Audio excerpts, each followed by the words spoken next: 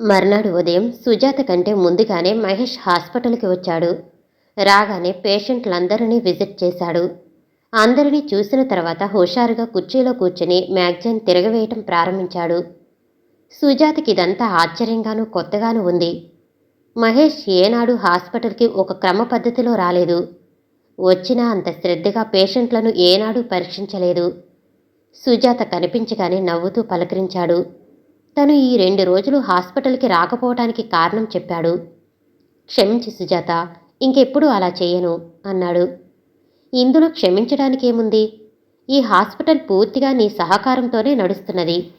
నువ్వు 2 రోజులు రానంత మాత్రాన జరిగే నష్టం లేదు. కానీ నీ సహకారం పూర్తిగా లేకుండా పోతే పర్యవసానం ఏమిటా అని ఆలోచిస్తున్నాను అంది సుజాత. ఏం, నీకు ఆ ఆలోచన ఎందుకు వచ్చింది అన్నాడు మహేష్. ఏముంది, మానవ స్వభావం కళ్ళెం లేని గుర్రం వంటిది. మనసు ఎటు మళ్లిస్తే అటు మరలిపోవటం మానవ నైజం. నర్సింగ్ హోం నా పేరున నిర్వహింపబడుతూ ఉన్నది. అందరి దృష్టిలో ఇది డాక్టర్ సుజాత స్వంతంగా నడిపే ఆసుపత్రి. ఇక నీకు ఒక ప్రత్యేక స్థానం అంటూ లేదు. కేవలం ఇక్కడ నువ్వు డాక్టర్ సుజాతకు సహకరించే అసిస్టెంటువి మాత్రమే అంది. ఇవాళ నీ ధోరణి చాలా విచిత్రంగా ఉంది అన్నాడు మహేష్. అందుకు బాధ్యులెవరంటారు అంది సుజాత. మనసులోని భావాలను ముఖం దర్పణం అంటారు. నువ్వు మనసులో ఒకటి దాచుకుని పైకి ఒకటి మాట్లాడుతున్నావు అంది సుజాత. అలా అని నీకెవరు చెప్పారు అన్నాడు మహేష్. డాక్టర్ నళిని చెప్పింది అంది సుజాత. ఒక్క క్షణం పాటు మహేష్ మ్రాన్మడిపోయాడు. తన దిగ్బొమ్మను సుజాత గుర్తించకుండా ఉండేందుకు ప్రయత్నించి ఇంకేం చెప్పలేదా అన్నాడు ఆగ్రహంతో. చాలా చెప్పింది, అవన్నీ చెప్పమంటావా అంది సుజాత. కేవలం ఇది నీ అపోహ. నళిని ఎన్నటికీ అలా చెప్పదు అన్నాడు మహేష్. సుజాత నవ్వి, డియర్ మహేష్, నీకంతటి ఆత్మవిశ్వాసం నళిని విషయంలో ఉన్నందుకు అభినందిస్తున్నాను. కానీ నీ విషయంలో మటుకు ఆమెకు సదభిప్రాయం లేదే అంది. మహేష్ కుర్చీలో కూర్చున్న వాడల్లా లేచి నిలబడి, కట్టుకథలల్లకు, నీ మనసులో ఉన్నదేదో నిష్కర్షగా చెప్పు అన్నాడు. అలాగే చెబుతాను, ముందు ఈ లెటర్ చదువు అని సుజాత హ్యాండ్ బ్యాగ్లోంచి లెటర్ తీసి టేబుల్ మీదకి గిరాటు వేసింది. మహేష్ ముఖం క్షణంసేపు వివరణమైపోయింది. ఉత్తరం చదవకుండానే మహేష్ అన్నాడు, నా గురించి అనేక మందికి 1,00,000 అభిప్రాయాలు ఉండవచ్చు. అందుకు నేను బాధ్యుడినా అని. నీకే మహేష్, అందగాడివి, ఐశ్వర్యవంతుడివి, అమ్మాయిలు కోరుకునే అన్ని లక్షణాలు సలక్షణంగా మూర్తిభవించి ఉన్నవాడివి. నిన్న సుజాత కావచ్చు, ఈవేళ నళిని కావచ్చు, రేపు మరొక రజని కావచ్చు. నీ ప్రమేయం లేకుండానే ఆ అమాయకులంతా నీ గురించి ఎగబడుతున్నారంటే నేను చాలా గర్వపడుతున్నాను అంది సుజాత. గర్వం కాదు, అసూయ. దానికి తోడు నీకు అహంకారం ఎక్కువ. అందుకే అంత నిర్లక్ష్యం అన్నాడు మహేష్ ఉగ్రుడై. హాస్పిటల్లో కలకలం చెలరేగింది. ఏం జరుగుతుందోనని అందరూ చెవులు రెక్కించి మరీ వింటున్నారు. సుజాత మహేష్ల మధ్య వాగ్యుద్ధం అంతకంతకు తీవ్ర రూపం ధరించటంతో బయట ఉన్న వాళ్ళంతా ఆందోళన పడుతున్నారు. సుజాత అన్నది, అవును, అసూయ, అహంకారం, నిర్లక్ష్యం పుట్టుకతో వచ్చిన బుద్ధులు. అవి ఓ పట్టాన వదిలిపోవు. అందుకే నీవు నన్ను వదిలించుకోవాలనుకుంటున్నావా అని. అది చెప్పవలసింది నువ్వు.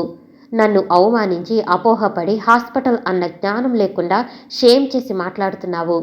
ఇందుకు పర్యవసానం ఏమిటో ఆలోచించు అన్నాడు తీవ్ర స్వరంతో. అయితే నళినికి నీకు ఉత్తర ప్రత్యుత్తరాలు జరగటం నిజం కాదంటావా అంది సుజాత. అవును, నిజమే. నేను నళినిని పెళ్లి చేసుకోవాలనుకుంటున్నాను అన్నాడు మహేష్ నిర్భయంగా. సుజాత కొన్ని క్షణాలు నిశ్చష్టురాలైంది. ఆమె కండ్లెదుట భూమ్యాకాశాలు గిర్రున తిరిగిపోతున్నట్టు కనిపించసాగాయి. మహేష్ ఆ సమయంలో భయంకరమైన ఒక రాక్షసుడిలా కనిపించాడు.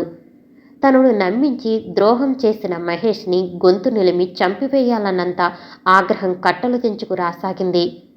తను విద్యాధికురాలైన ఒక డాక్టర్ని అని కానీ, ఘర్షణ జరుగుతున్న స్థలం హాస్పిటల్ అని కానీ, బయట నర్సులు, కాంపౌండర్లు, పేషెంట్లు ప్రేక్షకుల్లా నిలబడి ఉన్నారని కానీ ఆలోచన రాలేదు. ప్రతీకార వాంఛ తీర్చుకోవాలన్న ఆతృత ఒక్కటే ఆమెను విచక్షణారహితురాలని చేసింది. ఆమెలోని స్త్రీ శక్తి విజృంభించింది. ఒక్క ఉదుటున ఆమె మహేష్ను చొక్కా కాలరు పట్టుకుని గుంజివేస్తూ పిచ్చిదానిలా ఆమె అరుస్తూ మహేష్ తొడుక్కున్న దుస్తుల్ని చింపి పీలికలు చేసింది. ఇంత జరుగుతున్నా లోనికి వెళ్ళటానికి ఎవరూ సాహసించలేకపోయారు. వెళితే ఏం జరుగుతుందోనని అందరికీ భయమే. ఎవరు ఫోన్ చేశారో ఏమో మెరుపులా వచ్చి పడ్డాడు మహర్షి. మహర్షి వచ్చేసరికి సుజాత చేతుల్లో మహేష్ పెనుగులాడుతూనే ఉన్నాడు. మహర్షి అతి బలవంతం మీద ఇద్దరినీ విడదీశాడు. పౌరుషంగా మహేష్ హాస్పిటల్ వదిలి వెళ్ళిపోయాడు. సుజాత బోరుమని ఏడుస్తూ ఉన్న చోటనే కుప్పలా కూలిపోయి స్పృహ తప్పి పడిపోయింది. డాక్టరమ్మ స్పృహ తప్పి పడిపోయిందని తెలియగానే అప్పుడు అందరూ పరిగెత్తుకుంటూ వచ్చారు. హాస్పిటల్ అంతా గగ్గోలుగా ఉంది. పరంపరులుగా ఫోన్ కాల్స్ రాసాగాయి. ఆ అభిమానులు తండోపతండాలుగా వచ్చి పడుతున్నారు. వచ్చిన వాళ్లను అదుపులో పెట్టడం ఎవరికీ సాధ్యం కావటం లేదు. సుజాతను నర్సుల సహాయంతో మేడపైకి చేర్పించాడు మహర్షి. పైకి ఎవరూ రాకుండా కట్టుదిట్టమైన ఏర్పాట్లు చేశాడు. సుజాతకు తగిన ట్రీట్మెంట్ ఇచ్చి ఆమెకు అండగా అక్కడే ఉండిపోయాడు. మహర్షికి ఇదంతా ఒక విపత్కర సమస్యలా వచ్చి పడింది. ఇటు సుజాత అటు మహేష్ ఇద్దరూ తన శ్రేయోభిలాషులే. వాళ్ళిద్దరి ప్రణయం గురించి ఆద్యంతము తనకు తెలుసు. తనను పిలిచి మహేష్ అతని మనసులోని అభిప్రాయాన్ని నిష్కర్షగా చెప్పి ఆ విషయమే సుజాతకు చెప్పమని పోరినా ధైర్యం చాలక చెప్పలేకపోయాడు.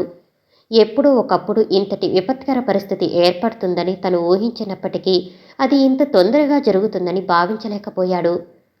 మహర్షి కర్తవ్యం ఆలోచింపసాగాడు. ఎంత ఆలోచించినా మహేష్ చేసిన పని మిక్కిలి అనౌచిత్యంగా కనిపించసాగింది. విద్యా విహీనులైన సామాన్యుల విషయంలో ఇటువంటి సంఘటన జరిగినా అంత ప్రాముఖ్యం జరిగి ఉండేది కాదు. ఈ పట్టణంలో పేరు వహించిన డాక్టర్గా సుజాత అందరికీ తెలుసు. ఆమె హస్తవాసి మంచిదనే నమ్మకంతో వేలాది ప్రజలు ఆమె నర్సింగ్ హోం ప్రాంగణంలో ఎప్పుడూ తచ్చాడుతూనే ఉంటారు. అంత స్వల్ప వ్యవధిలో ఆమె అంతటి పేరు ప్రఖ్యాతలార్జించటం కొందరు సీనియర్ డాక్టర్లకే అసూయ కలిగించింది. కొన్నాళ్ళు ఆమె మీద కట్టుకథలల్లి ప్రచారం చేశారు. ఎందరెన్ని విధాల ప్రచారం చేసినా ఆమె ప్రాక్టీసు తగ్గలేదు. ఆదాయం నానాటికి అధికం అయ్యింది. దాంతో ఆమె లక్షలు సంపాదించి బ్యాంకులో దాచుకుందని, విదేశీ బ్యాంకుల్లో కూడా ఆమెకు అకౌంట్ ఉందనే ఒక రకమైన వదంతి వెలుగులోకి వచ్చింది. సుజాతకు తల్లిదండ్రులు ఉన్నారు. వాళ్ళు కాకినాడలో ఉంటున్నారు. తండ్రి ప్రభుత్వోద్యోగిగా రిటైర్ అయ్యి విశ్రాంతి తీసుకుంటూ ఉన్నారు. చాలా కష్టపడి ఆయన సుజాతను చదివించగలిగాడు. యుక్త వయసు వచ్చి ఎదిగిన పిల్ల విషయంలో ఇంతవరకు తల్లిదండ్రులు వివాహ నిర్ణయం చేయకపోవటానికి కారణం మొదటి నుండి సుజాత మనోవైఖరి వారికి తెలుసు. ఆడపిల్లలందరిలా కాకుండా మొదటి నుండి సుజాతకు కొన్ని ఖచ్చితమైన అభిప్రాయాలున్నాయి. తను నమ్మిన అభిప్రాయాలను తూచా తప్పకుండా ఆచరించే విషయంలో ఆమె ఏనాడు వెనుకంజ వెయ్యలేదు. తన వెనుక తన గురించి చెవులు కొరుక్కునే వాళ్లను గురించి ఆమె ఏనాడు పట్టించుకోలేదు. అందము, ఆకర్షణ, అందుకు తగ్గ తెలివితేటలు సుజాతకు ఒక ప్రత్యేకతను సంచరించి పెట్టాయి. సుజాత పరిచయం కోసం ఎందరో ఎన్నో విధాల ప్రయత్నించి విఫలులయ్యారు. ఆమెకు అందగత్తెననే గర్వం, అహం ఎక్కువ అని గిట్టని వాళ్ళు పనిగట్టుకు ప్రచారం చేశారు. ఆధునిక జీవిత వ్యామోహానికి బానిసయి ఆమె తన జీవితాన్ని ఏనాడు బలిపెట్టుకోలేదు. తన ఓటి సహాధ్యాయునిగా, ఒక సన్మిత్రునిగా మహేష్తో స్నేహం చేసి అతని జీవిత సహచరిని కావాలని ఆకాంక్షించి పవిత్రమైన పరిస్థితిలో ఒక దుర్ముహూర్తంలో అతనిచే వంచింపబడింది. మహర్షికి బాగా జ్ఞాపకం. మెడికల్ కాలేజీ స్టూడెంట్స్ అంతా సెలవుల్లో ఇండియాలోని కొన్ని ముఖ్య నగరాలు సందర్శించడానికి టూర్ ప్రోగ్రాం వేసుకున్నారు. మహేష్ ప్రోత్సాహంతో తను కూడా బయలుదేరాడు. టూర్ కోసం 2 బస్సులు బయలుదేరాయి. స్టూడెంట్స్తో పాటు కొంతమంది లెక్చరర్లు కూడా వచ్చారు. లేడీస్ స్టూడెంట్స్ దాదాపు 40 మంది వరకు ఉన్నారు. ఏ అరమరికలు లేకుండా అందరూ నవ్యోత్సాహంతో బయలుదేరారు. విద్యార్థుల ఉత్సాహం వర్ణనాతీతంగా ఉంది. అప్పటికే స్టూడెంట్స్ అందరి దృష్టిలో సుజాత మహేష్ల స్నేహం బలీయమై చిరువులు వేసి లతలా అల్లుకుపోసాగింది. అంతమంది మధ్య వాళ్ళిద్దరూ ఎంతో అన్యోన్యంగా మాట్లాడుకునేవాళ్ళు. మనసిచ్చి పుచ్చుకున్న వాళ్ళిద్దరి అన్యోన్యాన్ని చూసి కొంతమంది ఈర్ష్యగా ఉన్నా తన వంటి మరెందరికో సంతోషాన్ని కలిగించింది.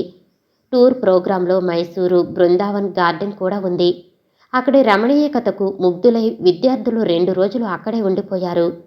ఎలా జరిగిందో ఏమో, 2వ రోజున ఉదయం నుండి సాయంత్రం వరకు సుజాత, మహేష్ ఇద్దరూ అదృశ్యమయ్యారు.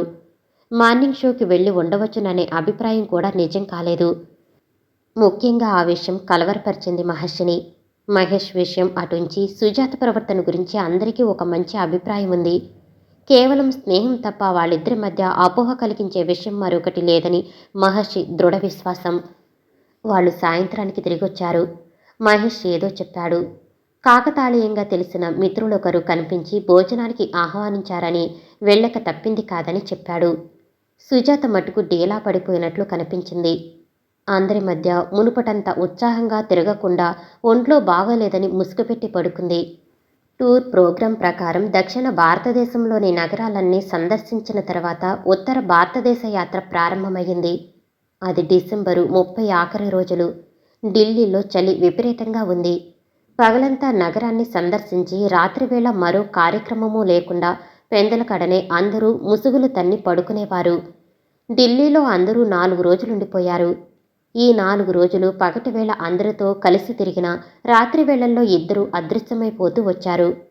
మహర్షిని ఈ విషయం అమితంగా కలవరపరిచింది.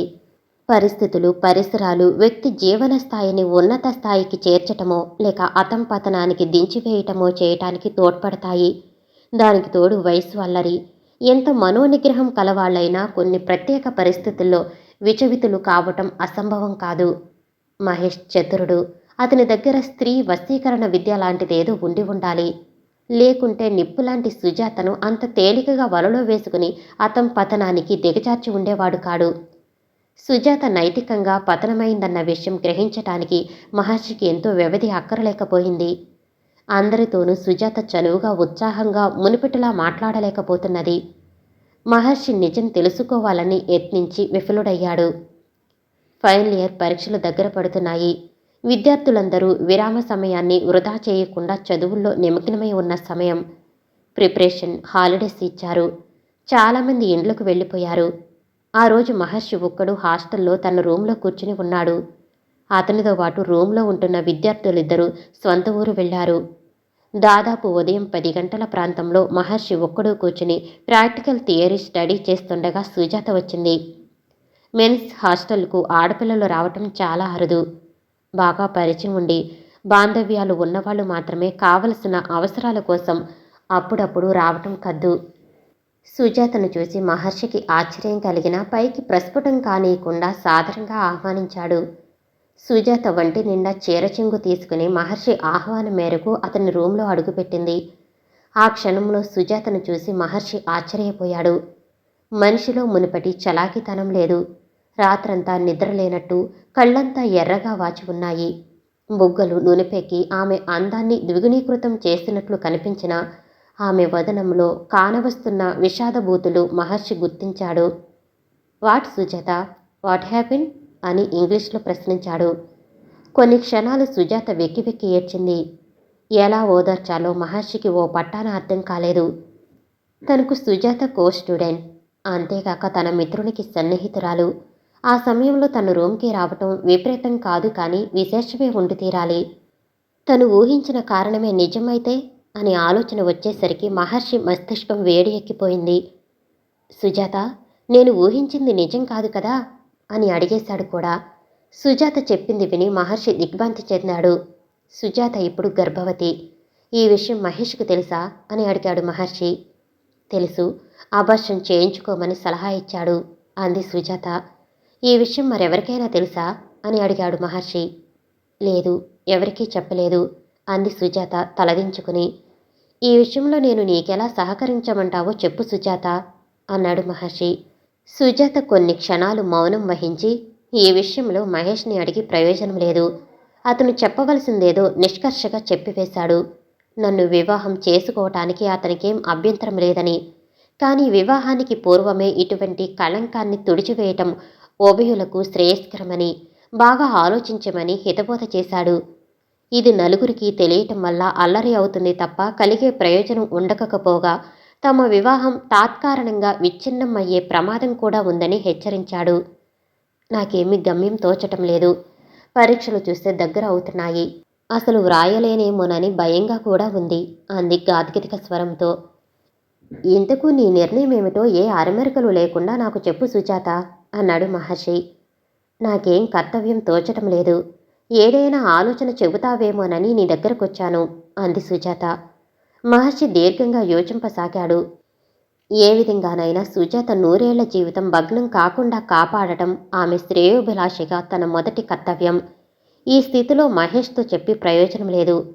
ఆట వస్తువుల సుజాతను తన అక్కరకు ఉపయోగించుకున్నవాడు వచ్చిన విపత్తును తొలగించటంలో సహకరించలేకపోయాడు. కాగా అబార్షన్ చేయించుకోమని ఉచితంగా సలహా ఇచ్చాడు. మగవాడు కనుక నేరం తన మీదకు రాకుండా ఏదైనా దివ్యాస్త్రాన్ని ఉపయోగించి తప్పించుకోగలడు కూడా. సుజాతకు ఇంకా మహేష్ మీద నమ్మకం సడలినట్లు లేదు. అతడు నన్ను తప్పక వివాహం చేసుకుంటానని ప్రమాణం చేస్తున్నాడు. విధికృతంగా జరిగిన ఈ దుష్ఫలితం పట్ల ఎంతో ఆవేదన పడుతున్నట్లు కనిపించాడు. అదంతా నిజమో అబద్ధమో తెలియటం లేదు అంది సుజాత. సుజాత నమ్మకాన్ని వమ్ము చేయటం మహర్షికి సబబుగా తోచలేదు. ఈ గండం నుండి ఎలాగో గడిచి గట్టెక్కితే చాలునన్నట్లు సుజాత ధోరణి ద్యోతకమవుతున్నది. ఆభాషణకు ఆమె సుముఖంగా ఉన్నది లేనిదే తెలుసుకోవాలన్న కుతూహలంతో మహర్షి ఆలోచించి అడిగాడు కూడా. ఆభాషం చట్టవిరుద్ధం కాదని నీకు తెలుసు కదా, నీకది ఇష్టమేనా అని. సుజాత అయిష్టంగా తలాడించింది. రాబోయే పరిణామాన్ని ఊహించావా అని అడిగాడు మహర్షి. ఊహించాను. ఆభాషం చేయించుకున్నందువల్ల నేను లోకం దృష్టిలో పునీతురాలిగా చలామణి కావచ్చు. కానీ మహేష్ దృష్టిలో తేలికైపోతాను. నా మీద వ్యామోహాన్ని మరల్చుకుని వేరొక వివాహం చేసుకొనటానికి వెనుతీయడు కూడా. అందుకే ఒక నిర్ణయానికి వచ్చాను అంది సుజాత ధీమాగా. అదేమిటో చెప్పు అన్నాడు మహర్షి. మహేష్ చేసిన అపకారానికి ప్రతిచర్యగా అతని రూపాన్ని సాక్షిభూతంగా ఈ లోకంలోకి తీసుకురావటమే నా నిర్ణయం. ఈ విషయంలో నువ్వు నాకు సహకరించాలి. మహేష్తో పాటు అతని సాటి మగాడివి అయినా నా శ్రేయోభిలాషవని భావించి సిగ్గు విడిచి అడుగుతున్నాను. ఇంకా 2 నెలల వరకు ఎలాంటి భయమూ లేదు. నీవు అభయమిస్తే పరీక్షలు ధైర్యంగా వ్రాయగలుగుతాను. ఆ తర్వాత ఎక్కడికైనా నన్ను సురక్షితమైన ప్రదేశానికి తీసుకువెళ్లే బాధ్యత నీకు అప్పగిస్తున్నాను అంది. తన పట్ల సుజాత నమ్మకానికి మహర్షి ఎంతగానో గర్వపడ్డాడు. ఆమె తీసుకున్న నిర్ణయం కూడా ఉచితంగానే తోచింది ఆ సమయంలో. తప్పకుండా నీకు సహకరించగలను సుజాత. ముందు ధైర్యంగా పరీక్షలు వ్రాయి. ఏం చేయవలసింది, ఎలా చేయవలసింది నేను ఆలోచిస్తాను. ఈ విషయం రెండో కంటి వాడికి తెలియకుండా నేను చేయగలిగిన సాయం చేయగలనని హామీ ఇస్తున్నాను అన్నాడు మహర్షి. సుజాత తృప్తిగా ఊపిరి తీసుకుంది. వెళుతున్నట్టు చెప్పి బయలుదేరి వెళ్ళిపోయింది. జూన్ నెలలో రిజల్ట్ వచ్చాయి. సుజాత, మహర్షి, మహేష్ ముగ్గురు పాస్ అయ్యారు. కింగ్ జార్జి హాస్పిటల్లో ముగ్గురు హౌస్ సర్జన్గా నియుక్తులయ్యారు. ఒకనాడు లంచ్ అవర్లో మహేష్ మహర్షికి తీరుబడిగా దొరికాడు. మహేష్, నీతో మాట్లాడవలసిన పని ఉంది అన్నాడు మహర్షి. పద, ఖాళీగానే ఉన్నాను అన్నాడు మహేష్. రూంలో ఇద్దరు కూర్చున్నారు. ముందుగా మహర్షి కావాలని సంభాషణ ప్రారంభించాడు. సుజాత విషయం ఏం ఆలోచించావు అని అడిగాడు. చెప్పినా వినని వాళ్ళ గురించి ఏం ఆలోచింపమంటావు? అందుకు తగిన ఫలితం అనుభవించినప్పుడు తెలుస్తుంది అన్నాడు కోపంగా. అందుకు నీ బాధ్యత ఏం లేదా అన్నాడు మహర్షి. ఉందని గొంతు ఊరిపోసుకోమంటావా? ఎలాగో గండం గడిచి బయట పెడితే తర్వాత జరిగేది జరుగుతుంది. ఎంత చెప్పినా వినకుండా సుజాత మొండికేసి కూర్చుంది. నాకు మాత్రం బాధ లేదంటావా? కానీ ఏం చేయను? మున్ముందు ఎలాంటి పరిణామాలు సంభవిస్తాయో ఊహించటానికే భయంగా ఉంది అన్నాడు మహేష్. సుజాత నిన్ను పూర్తిగా విశ్వసించింది. ఆ విశ్వాసంతోనే తనను నీకు అర్పించుకుంది. తత్ఫలితంగా మరో ప్రాణి ఆమెలో ప్రాణం పోసుకుంటున్నది. ఏ స్త్రీ అయినా మాతృత్వం మీద మమకారాన్ని అంత తేలికగా చంపుకోవటం కష్టం కదా. బాగా ఆలోచించు. నేను నీకు ధర్మోపన్యాసాలు చేయటం లేదు. నిన్ను మనసారా నమ్మిన ఒక వ్యక్తికి అనూహ్యమైన రీతిలో అన్యాయం జరుగుతున్నదా? ఆ పాపములో పాలు పంచుకున్న వ్యక్తిగా నీ బాధ్యత నువ్వు ఎంతవరకు నిర్వర్తించగలవు? రాబోయే పరిణామాలు ఏ ఆటంకం లేకుండా జరిగితే తప్ప తీవ్రమైన రీతిలో ఉంటే చేయగలిగిందేమిటి? ఇవన్నీ బాగా ఆలోచించు అన్నాడు మహర్షి. మహేష్ తల పట్టుకుని నన్నేం చేయమంటావు చెప్పు అన్నాడు. సుజాతకు ఎటువంటి పరిస్థితుల్లోనూ అన్యాయం చేయనని ముందు నాకు మాట ఇవ్వు అన్నాడు మహర్షి. అలాగే, సుజాతకు నా మూలంగా ఎటువంటి అన్యాయమూ జరగదు. ముందు ఈ విపత్తు నుండి ఆమె బయటపడే మార్గం ఆలోచించు అన్నాడు మహేష్. ఆభాషణ చేయించుకోవటానికి సుజాత సుతరాము అంగీకరించటం లేదు. ఆమె మాతృత్వాన్ని కోరుకుంటున్నది. ఈ విషయం ఇంకా నలుగురి నోళ్ల ప్రచారం కాకముందుగానే ఆమెను సురక్షితమైన ప్రదేశానికి తీసుకువెళ్లేందుకు అన్ని ఏర్పాట్లు చేసి ఉంచాను. సుజాత అభ్యర్థన కంటే అనేక సందర్భాలలోనున్న ఆపదలో ఆదుకున్న నీ మిత్రత్వానికి ప్రత్యుపకారంగా నేను ఈ పని చేయబోతున్నాను. ఈ విషయంలో సాహసించి నేనేమైనా తప్పటడుగు వేసి ఉంటే నన్ను క్షమించు మహేష్ అని మహేష్ 2 చేతులు పట్టుకున్నాడు. క్షమించవలసింది నేను కాదు మహర్షి, నువ్వు. నీలోని మహర్షిత్వమే నాలోని అహంకారాన్ని క్షమించాలి. నువ్వు చేసే ఈ ఉపకారానికి జీవితాంతం నీకు రుణపడి ఉంటాను అన్నాడు మహేష్. మహర్షి కళ్ళు ఆర్ద్రమైపోయాయి. ఒకవైపు తనను ఆపదలో ఆదుకునే ప్రాణమిత్రుడు, రెండో వైపు 100 ఏళ్లు బ్రతకవలసిన నిండు జీవితాన్ని తాత్కాలిక ప్రలోభానికి లొంగిపోయి బలి తీసుకున్న ఆబాగిని సుజాత. మహేష్ కూడా జరిగిన దానికి పశ్చాత్తాపం చెందుతున్నట్టు కనిపించుతున్నాడు. లోకం దృష్టిలో పడకుండా ఈ విపత్కర పరిస్థితి నుండి సుజాత బయటపడగలిగితే మహేష్ సహృదయంతో ఆమెను తన దానిగా స్వీకరించవచ్చు. ఆ ఆత్మవిశ్వాసంతోనే మహేష్కు వాగ్దానం చేశాడు. సుజాత ఆరోగ్యం బాగాలేదని మెడికల్ లీవ్ అప్లై చేసింది. మహర్షి 4 రోజులు సెలవు పెట్టాడు. వెళ్ళవలసిన గమ్యమేదో మహర్షికి తప్ప సుజాతకు తెలియదు. వెళ్లే ప్రదేశం సుజాతకు అంతా కొత్తగానూ ఏదో దివ్యమైన అనుభూతిని ఇచ్చేది కానూ తోచింది. రైలు దిగిన తర్వాత బస్సు మీద ప్రయాణం. మహర్షి విపరీతమైన రిస్క్ తీసుకున్నాడు. లగేజీ దింపటంలోనూ ఎక్కించటంలోనూ సురక్షితంగా తనను తీసుకుని వెళ్లటంలోనూ అతను పడుతున్న శ్రమ చూసి సుజాతకే బాధ కలిగింది. కాని తప్పని పరిస్థితి. కాదనగల శక్తి ఆమెకు లేదు. చేతి నిండా డబ్బు పుష్కలంగా ఉన్న డబ్బుతో సాధించలేని కొన్ని పనులు నిస్వార్థపరుడైన మహర్షి సహకారంతో నెరవేరుతున్నాయి.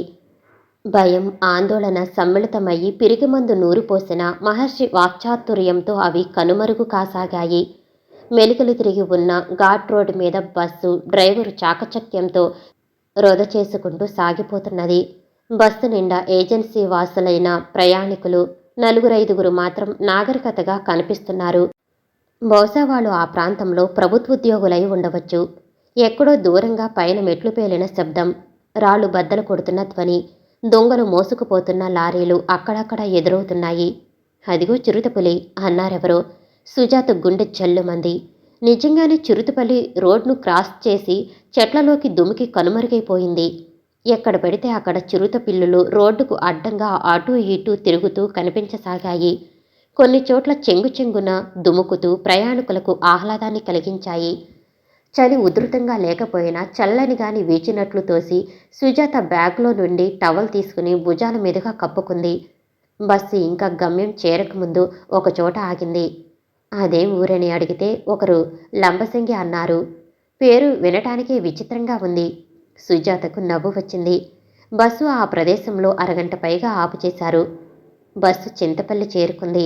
అక్కడ మహర్షి దిగి వెళ్ళి సుజాత కోసం కాఫీ తీసుకొచ్చాడు. సుజాత కాఫీ తాగే స్థితిలో లేదు. జ్వరం వచ్చినట్లయి నోరంతా చేదుగాను ఒళ్లంతా బడలికగాను ఉన్నట్లు తోచింది. 2 గుటకలు వేసి కాఫీ పారబోసింది. రాత్రి 8 గంటల ప్రాంతంలో బస్సు గమ్యస్థానం చేరుకుంది. చలికాలం కాకపోయినా గాలి విపరీతంగా ఉన్నది. అసలే జ్వరంగా ఉందేమో. సుజాతకు వణుకు ప్రారంభమయ్యింది. మహర్షి సుజాతను జాగ్రత్తగా నడిపించి తీసుకువెళ్ళాడు. తనను ఎక్కడకు తీసుకువచ్చింది, ఎవరితో మాట్లాడింది సుజాత ఆలోచించే స్థితిలో లేదు. మహర్షిని చూసి ఎవరో ఎదురు రావటము, మహర్షి వాళ్లతో మాట్లాడటము, గబగబా వాళ్లంతా ఏర్పాటు చేయటము లీలగా మాత్రం గుర్తున్నాయి. తెల్లవారి 9 గంటల ప్రాంతంలో సుజాతకు మెలకువ వచ్చింది. కళ్ళు తెరిచేసరికి ఎదురుగా మహర్షితో పాటు మరో డాక్టరు, ఒక నర్సు, ఆ వెనకే కాంపౌండరు, ఆయా, ఇంకా 2 వ్యక్తులు నిలబడి ఉన్నారు. కళ్ళు తెరవగానే కనిపించిన వాతావరణాన్ని బట్టి అది హాస్పిటల్ అయి ఉంటుందని సుజాత అర్థం చేసుకోగలిగింది. సుజాత, ఎలాగుంది అని మహర్షి ముందుగా పలకరించాడు. సుజాత లేవబోతుంటే మహర్షి వారించాడు. నర్సు వచ్చి సుజాతకు హార్లిక్స్ కలిపి ఇచ్చింది. దానితో కొంత బడలిక తగ్గి లేచి కూర్చోగలిగింది. మహర్షి అక్కడ ఉన్న అందరినీ పరిచయం చేశాడు. వీరు డాక్టర్ సారథి, ఈ మధ్యనే అపాయింట్ అయ్యారు అని చెప్పగా సుజాత నమస్కారం చేసింది. అక్కడ హాస్పిటల్లో ఒకే డాక్టరు, ఒక నర్సు, ఒక కాంపౌండరు, ఒక ఆయా, 2 తోటవాళ్లు మాత్రమే ఉంటున్నట్టు మహర్షి చెప్పాడు. డాక్టర్ గారు ప్రతి ఉదయం 9 గంటల ప్రాంతంలో హాస్పిటల్కి వచ్చి మధ్యాహ్నం తిరిగి వెళ్ళిపోతుంటారు. అక్కడ మిగతా స్టాఫ్కు క్వార్టర్స్ ఉన్నాయి. డాక్టర్ సారథి, మహర్షి ఇంచుమించు ఒకే వయసులో ఉన్నట్టు కనిపించారు. మహర్షి సుజాతకు ఎంతగానో ధైర్యం చెప్పాడు. తను తరచుగా వస్తుంటానని, ఇక్కడ ఆమెకు ఏ లోటు రాకుండా జాగ్రత్తగా చూసుకుంటారని, అన్ని సదుపాయాలు సక్రమంగా జరుగుతాయని హామీ ఇచ్చాడు. డాక్టర్ సారథి కూడా సుజాతకు ఎంతగానో ధైర్యం చెప్పాడు. మహర్షి అన్ని విషయాలు విపులంగా తనకు చెప్పినట్టు, ఈ విషయంలో ఎటువంటి ఆందోళన చెందవలసిన అవసరం లేదని, ఉన్నన్నాళ్ళు నిశ్చింతగా ఉండమని ఆయన ఎంతగానో ధైర్యం చెప్పాడు. మహర్షి వెళ్ళిపోతుంటే సుజాతకు కళ్ళల్లో నీళ్లు తిరిగాయి. సుజాత, నీ మనోధైర్యమే నిన్ను కాపాడుతుంది. ఏ వ్యక్తికైనా జీవితంలో సుఖాలు శాశ్వతం కానంటే కష్టాలు కూడా కావు. ఈ సమయంలో నిన్ను ఇక్కడ విడిచి వెళ్ళటం నాకు తీవ్రమైన మనక్లేశాన్ని, దుఃఖాన్ని కలిగిస్తున్నది. డాక్టర్ సారథి నాకు ఆప్తమిత్రుడు. అతడు నీ కష్టాన్ని గట్టెక్కించగలనని నాకు హామీ ఇచ్చాడు. నువ్వు కావాలనుకుంటే ఏ క్షణంలోనైనా రెక్కలు కట్టుకుని నీ ముందు వాలగలను. ఇంతకంటే నేను చెప్పగలిగిందేముంది? మహేష్కి ఏమైనా చెప్పమంటావా అన్నాడు మహర్షి. వద్దు, నేనెక్కడ ఉన్నది కూడా మహేష్కు చెప్పవద్దు అంది సుజాత. అలాగే అన్నాడు మహర్షి. మహర్షి వెళ్ళిపోవటం దిగులుగానే ఉన్నా అక్కడ ఉన్న మనుషులు ఆప్యాయతతో సుజాతకు పునర్జీవితం వచ్చినట్లయింది. అందరికంటే ఆమెను ఆకట్టుకున్నది హాస్పిటల్లో పనిచేస్తున్న నర్స్ లిల్లీ మార్గరెట్ మంచితనం. 20 సంవత్సరాల వయసులో ఇంకా పెండ్లి చేసుకోకుండా ఉండిపోయింది. సౌజన్యం మూర్తిభవించిన ఆమె మూర్తిత్వం, వినయ విధేయతలు సుజాతకు ఎంతగానో నచ్చాయి. కాస్త బొద్దుగా ముద్దుగా ఎప్పుడూ మందస్మిత వదనంతో మనసు విప్పి మాట్లాడే మార్గరెట్ 2 రోజుల్లో అత్యంత సన్నిహితురాలైపోయింది. ఆమె అంత చిన్నతనంలో ఉద్యోగం చేస్తూ వృద్ధులైన తల్లిదండ్రులను పోషిస్తున్నది. పుట్టి పెరిగింది కాకినాడ అని చెప్పింది. బ్రతుకు తెరువు కోసం గత్యంతరం లేక ఈ ఏజెన్సీ ప్రాంతానికి వచ్చి ఆ చిరకాలంలో అందరి ఆదరాభిమానాలు సంపాదించి మంచి పేరు తెచ్చుకుంది. పెళ్లి ప్రసక్తి వచ్చేసరికి మార్గరెట్ సిగ్గుపడింది. సుజాత బలవంతం మీద చెప్పింది. మార్గరెట్ను లోగడ అక్కడ పనిచేసిన వెటర్నరీ డాక్టర్ అయిన యువకుడు ప్రేమించి పెళ్లి చేసుకోవాలనుకుంటున్నాడు. అతడు కులానికి బ్రాహ్మణులని మార్గరెట్ చెప్పినప్పుడు సుజాత ఆశ్చర్యపడింది. అతని పేరు సుధాకర్ అని కూడా మార్గరెట్ చెప్పింది. ఉద్యోగరీత్యా అతను ఈ మధ్యనే నర్సీపట్నం ట్రాన్స్ఫర్ అయి వెళ్ళిపోయాడు. అతను తరచుగా ఉత్తరాలు వ్రాస్తుంటాడని, సెలవు దొరికినప్పుడల్లా వచ్చి చూచి వెళుతుంటాడని, అతని రాకపోకలు అటు సుధాకర్ తల్లిదండ్రులకు గాని తన తల్లిదండ్రులకి గాని తెలిసి కూడా ఆటంకపరచలేదని, తామిద్దరూ మనస్ఫూర్తిగా ప్రేమించుకున్నామని చెప్పింది. సుజాతను వెంట పెట్టుకుని మార్గరెట్ అక్కడ పరిసర ప్రాంతాలన్నిటినీ చూపించింది. ప్రకృతి రమణీయకత వెళ్లి విరిసే సుందర దృశ్యాలు, ఎత్తైన నగదరాలు, వాటిపై నుండి నయనానందకరంగా జాలువారే సెలయేరులు, అన్నిటికంటే మించి అక్కడి గిరిజనుల ఆచార వ్యవహారాలు సుజాతను మనక్లేశాన్నుండి దూరం చేయసాగాయి. 4 రోజుల తర్వాత మహర్షి నుండి ఉత్తరం వచ్చింది. తాను క్షేమంగా చేరుకున్నానని, మహేష్ ఎంత ఒత్తిడి చేసినా తను ఎక్కడ ఉన్నది నిజం చెప్పలేదని, అందుకు అతనికి కోపం వచ్చిందని, ఈ విషయాల గురించి ఆలోచిస్తూ కూర్చోకుండా మనసు ప్రశాంతంగా ఉంచుకోమని ధైర్యం చెబుతూ ఉత్తరం రాశాడు. సుజాత విషయంలో డాక్టర్ సారథి ప్రత్యేకమైన శ్రద్ధ తీసుకునేవాడు. కాలక్షేపం కోసం లైబ్రరీ నుండి పుస్తకాలు తెచ్చి ఇచ్చేవాడు. పుస్తకాలు చదివినా, మహర్షి నుండి ధైర్యం చెబుతూ ఉత్తరాలు వస్తున్నా, అక్కడ ఉన్న వాళ్ళంతా ఆప్యాయంగా తనను ఆదరిస్తున్నా, ఒక్కోసారి సుజాత గతాన్ని పునరావృతం చేసుకుని మదనపడసాగేది. అంతా సజావుగా జరిగితే తదుపరి భవిష్యత్ కార్యక్రమం గురించి విపరీతంగా ఆలోచింపసాగింది. కథలలోనూ, నావెల్స్లోనూ, సినిమాలలోనూ చిత్రీకరించే సంఘటనలు ఎవరికైనా నిజ జీవితంలో తారసిల్లడం అసంభవం అన్న అపోహ ఈనాడు తన జీవితం నిజమై కూర్చుంది. మహర్షి సహకారం లేకపోతే తన జీవన గమ్యం ఎలా సాగి ఉండేది? గత్యంతరం లేక ఆత్మహత్యకు పాల్పడవలసి వచ్చేది. ఆత్మహత్య చేసుకున్నప్పటికీ తన కళంకం మాసిపోదు. మగవాడు కనుక మహేష్ నిర్భయంగా మరో వివాహం చేసుకుని తనను పూర్తిగా మర్చిపోయి ఉండేవాడు. ఆగస్టు నెలలో కాబోలు మహర్షి వచ్చాడు. వచ్చేటప్పుడు సుజాతకు కావలసిన మందులు, పుస్తకాలు వెంటపెట్టుకు వచ్చాడు. 2 రోజులుండి వెళ్ళిపోయాడు. తర్వాత అక్టోబర్ మొదటి వారంలో సారథి ఇచ్చిన టెలిగ్రామ్ అందుకుని హుటాహుటిన వచ్చాడు. సుజాతకు డెలివరీ సమయం దగ్గరైంది. కాన్పు కష్టం కావటంతో ఆపరేషన్ చేసి బిడ్డను తీయాల్సి వచ్చింది. మగబిడ్డ కలిగాడు. అంతవరకు మహర్షి అక్కడే ఆగిపోయాడు. తల్లి బిడ్డ క్షేమంగా ఉన్నందుకు భగవంతుడికి మహర్షి సహస్రకోటి అభినందనాలు చెల్లించుకున్నాడు. మహర్షి భవిష్యత్తు కార్యక్రమం గురించి ఆలోచింపసాగాడు. ఇంతవరకు సక్రమంగానే జరిగింది. లోకం దృష్టిలో సుజాత ఆరోగ్యం బాగుండనందువల్ల సెలవు పెట్టి వెళ్ళింది. ఎక్కడున్నది తనకు తప్ప చివరకు ఆమె తల్లిదండ్రులకు కూడా తెలియదు. మహేష్ లక్ష ప్రయత్నాలు చేశాడు, కానీ మహర్షి నిజం చెప్పలేదు. నిజం చెప్పినందువల్ల ప్రయోజనం లేదు సరికదా, అనూహ్య పరిణామాలు సంభవించవచ్చు. అందుకే చెప్పలేకపోయాడు. మాతృత్వం, మది, మమకారం అన్నిటికంటే బలీయమైనది. ఆ కోరికను అణిచిపెట్టడం లోకంలో ఎవరికీ సాధ్యం కాదు. ఎంత డాక్టర్ అయినా సుజాత కూడా ఒక ఆడది. బిడ్డ ప్రసక్తి వచ్చేసరికి సుజాతలో దుఃఖం కట్టలు తెంచుకుని ప్రవహించసాగింది. అనాథ ఆశ్రమానికి అప్పగించటానికి ఆమె సుతరాము ఒప్పుకోవటం లేదు. మహర్షికిది తీరని సమస్యలా పరిణమించింది. సారథితో పర్యవసానం గురించి ఆలోచించాడు. సారథికి కూడా ఏం తోచటం లేదు. చివరకు పరిష్కారాన్ని మార్గరెట్ చెప్పింది. బిడ్డను తనకు అప్పగించమని, కంటికి రెప్పలా చూసుకుంటానని, ఏ క్షణంలో కావలసి వస్తే ఆ క్షణంలో తీసుకువచ్చి సుజాతకు బిడ్డను చూపించగలనని ఆమె ప్రాధేయపడింది. అందరికీ ఇది మంచి ఆలోచనగానే తోచింది. మార్గరెట్ సంరక్షణంలో బిడ్డకు ఎటువంటి ప్రమాదము లేదు. ఆమె పట్ల సుజాతకు పూర్తి విశ్వాసమున్నది. అందరి ప్రోద్బలంతో బిడ్డను మార్గరెట్కు అప్పగించటానికి సుజాత అంగీకరించటంతో అందరి హృదయాలు తేలికపడ్డాయి. అన్ని లాంఛనాలు పూర్తయిన తర్వాత ఇంకా జాప్యానికి తావు లేకుండా సుజాతను వెంట పెట్టుకుని వైజాగ్ బయలుదేరాడు. సుజాత అందరికీ పేరు పేరున కృతజ్ఞతలు చెప్పి బరువెక్కిన హృదయంతో మహర్షి వెంట వచ్చేసింది. ఏం జరిగింది అని మహేష్ అడగలేదు. సుజాత, మహర్షి ఇద్దరిలో ఎవరూ చెప్పనూ లేదు. 4 రోజులు ఎడముఖం పెడముఖంగా ఉన్నా ముందుగా చొరవ తీసుకుని మహేష్ సుజాతను పలకరించాడు. సుజాత కూడా నవ్వుతూ పలకరించింది. మహర్షి మహేష్ని ఒంటరిగా కలుసుకున్నాడు. నా వాగ్దానం నేను నెరవేర్చుకున్నాను. నీ మాట నువ్వు నిలబెట్టుకోవాలి అన్నాడు మహర్షి. షూర్, తప్పకుండా. ఏం చేయమంటావు అన్నాడు మహేష్. ఎలాగూ 2 నెలల్లో హౌస్ సర్జన్ పూర్తి కాబోతున్నది. ఆ తర్వాత మీరిద్దరూ వివాహం చేసుకోవటం మంచిది. ఆలస్యం అనేక అనర్థాలకు దారి తీయవచ్చు అన్నాడు మహర్షి. నాకేం అభ్యంతరం లేదు. కానీ ఒక్క విషయం, నేను హౌస్ సర్జన్ పూర్తయిన తర్వాత ప్రభుత్వ ఉద్యోగం చేయదలుచుకోలేదు.